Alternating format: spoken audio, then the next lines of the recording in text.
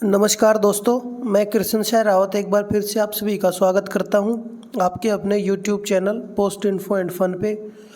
दोस्तों, आज की वीडियो में डिस्कस करेंगे एक ये जो नया ऑफिस मेमोरेंडम आया है 4 जुलाई 2022 को। इसमें जो है आपके कैश ऑन डिलीवरी के आर्टिकल्स होते हैं, जो COD के आर्टिकल्स होते हैं, उनका जो चार्जेस था, उसमें जो कमीशन लगते थे उसको रिवाइज़ किया गया है। और साथ ही बिलिंग का जो प्रोसीजर है अकाउंटिंग का, वो भी उसमें भी चेंज किया गया है।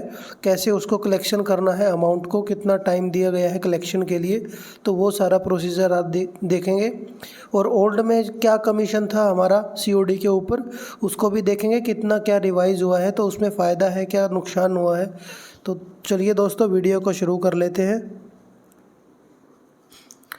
तो सबसे पहले दोस्तों, जो प्रीवियस का हमारा कमीशन का रेट था, क्या चार्जेस थे, वो एक बार आपको दिखा देते हैं। पहले जो COD पे कमीशन के चार्जेस थे,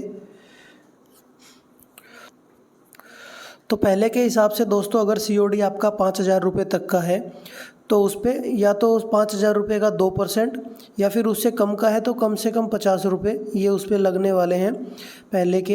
यानी कि इसमें से जो भी ज़्यादा होगा, 5,000 रुपये तक पे 2% निकालेंगे तो 100 रुपीज़ हो जाएगा। तो 5,000 तक के अमाउंट पे 100, और उससे आगे अबव 5,000 रुपीज़ 100 तो फिक्स है। और 5,000 से अमाउंट जितनी ज़्यादा होगी, यानी कि मान लीजिए 6,000 है, तो उस केस में दोस्तों 1,000 पे जो 1% होगा, यानी कि उसका 10 रुपये, तो टोटल 110 रुपये यहाँ पे चार्जेस होंगे। तो आइए दोस्तों, अभी देख लेते हैं जो नया रिवाइज रेट होके आया है उसमें क्या कमीशन के क्या चार्जेस हैं। अभी देखिए दोस्तों, ये जो रिवाइज हुए हैं अभी, इसमें अप टू 6,500 जो है 1.6% ऑफ द अमाउंट रिकवर्ड, यानी 6,500 तक तो 1.6% होगा अमाउंट जो उसको COD से लेना पड़ेगा। यानी कि 1.6% होता है 104। तो 6,500 रुपये तक तो मैक्सिमम 104 रुपये है, उससे कम अमाउंट हुई तो 1.6% उसका रहेगा। और 6,500 से अगर ज़्यादा की अमाउंट है, मान लीजिए 7,000 है, तो 100 रुपीज़ हो गए। और 6,500 से ज़्यादा जितने भी अमाउंट है, यानी कि 500 ज़्यादा है, तो उसका 1% होगा, यानी कि अलग से 5 रुपये, टोटल 105 रुपये। तो कंपैरिजन दोनों में दोस्तों देखेंगे तो अगर 7,000 की बात करी जाए तो ओल्ड के हिसाब से अप टू 5,000 तो उस पर 100 रुपीज़ था। और 5,000 से ज़्यादा का अमाउंट है 7,000, तो 100 रुपये वो, और जो 2,000 रुपये हैं उसका 1% था हमारा, तो 20 रुपये वो हो जाएंगे। तो पुराने के हिसाब से 120 रुपये रिकवर होने थे, लेकिन अभी नए के हिसाब से हम बात करें 7,000 की, तो ₹100 तो फिक्स है 6,500 से ज़्यादा का। और जो 6,500 से ज़्यादा की अमाउंट है 500 हमारी, उस केस में हमारा 1% हो गया उसका 500 का, तो 5 रुपये, यानी कि इस केस में 105 है। और पुराने के हिसाब से 120 था। तो ये कुछ हद तक देखा जाए तो जो बुकिंग के कस्टमर्स हैं हमारे, उनके लिए बेनिफिशियल होने वाला है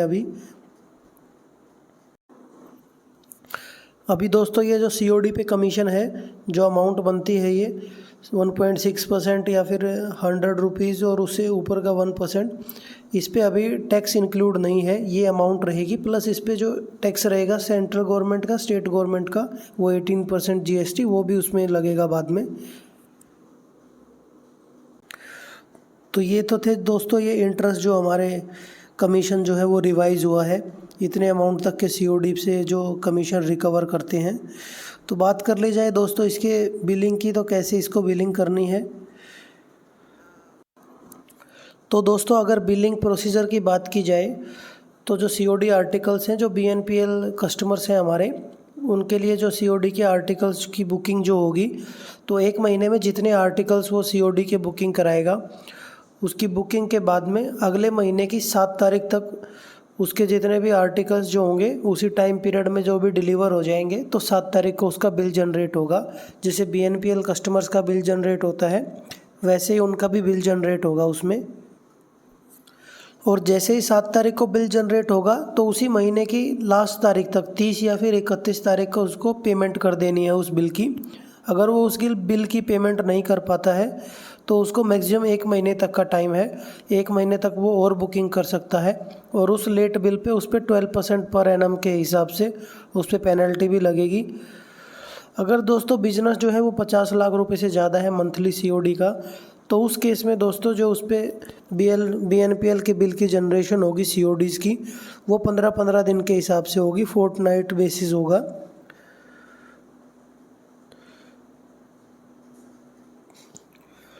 अगर दोस्तों COD के जो BNPL कस्टमर्स हैं, 1 महीने का जो उनको ड्यू डेट का टाइम दिया गया है, वो ड्यू डेट के बाद पूरा 1 महीने तक अगर वो पेमेंट नहीं करते हैं तो उसके बाद उनकी बुकिंग जो है वो बंद कर दी जाएगी। जब तक वो पेमेंट नहीं करेंगे, पूरी पेमेंट करने के बाद में दोबारा से उनकी बुकिंग जो है चालू कर दी जाएगी।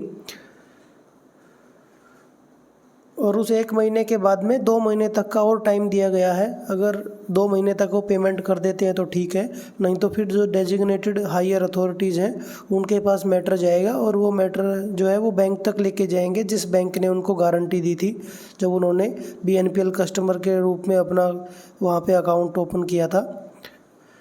तो फिर वो बैंक से रिकवरी करी जाएगी उस अमाउंट की। तो आइए दोस्तों, BNPL का जैसे बिल जनरेट होता है वैसे COD का जो है वो बिल जनरेट होगा, वो दिखा देते हैं आपको कैसा बिल जनरेट होगा। तो ये देखिए, जैसे BNPL का जनरेट होता है वैसे ये बिल जो है वो जनरेट होगा।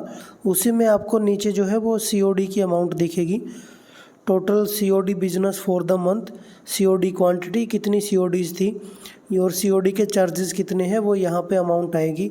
वो अमाउंट का जो है वो कस्टमर से उसका चेक जो है वो अपने फेवर में ले लेना है, पोस्ट ऑफिस के फेवर में, और उसको जो है पेमेंट करवा लेनी है। और पोस्ट जो है वो चेक जो है क्लियरेंस के बाद में जैसे BNPL की पोस्टिंग करते हैं, प्रोसीजर जो है F-28 जो दिया गया है SAP में, वैसे उसको पोस्टिंग करनी है जैसे बाकी के BNPLs की करते हैं। बाकी की जो प्रोसेस है वो पूरी सेम ही है। और दोस्तों ये जो BNPL के बिल्स जो हैं COD के लिए, उनकी जनरेशन वो ऑफिस करेगा जिसमें उनकी बुकिंग हुई है, यानी कि बुकिंग ऑफिस को ये सारा जो है वो आर्टिकल्स वो चेक कर लेने हैं, कौन सी कितनी डिलीवरी हुई है, उनके हिसाब से वो बिल जनरेट करेगा और उसके बाद जो है वो पेमेंट कर देगा। डिलीवरी ऑफिस को इसके बारे में कुछ नहीं करना है। तो उम्मीद है दोस्तों ये प्रोसीजर COD के बारे में आपको समझ में आया होगा, क्या चार्जेस हैं, कितने कमीशन के चार्जेस हैं, कैसे कलेक्ट करने हैं, ये सारी प्रोसेस आपको समझ में आई होगी। तो दोस्तों अगर वीडियो आपको पसंद आई हो तो इसको ज़्यादा से ज़्यादा शेयर करें और मेरे चैनल को भी सब्सक्राइब करें। चलिए मिलते हैं अपनी किसी और नेक्स्ट वीडियो में, तब तक के लिए धन्यवाद। जय हिंद।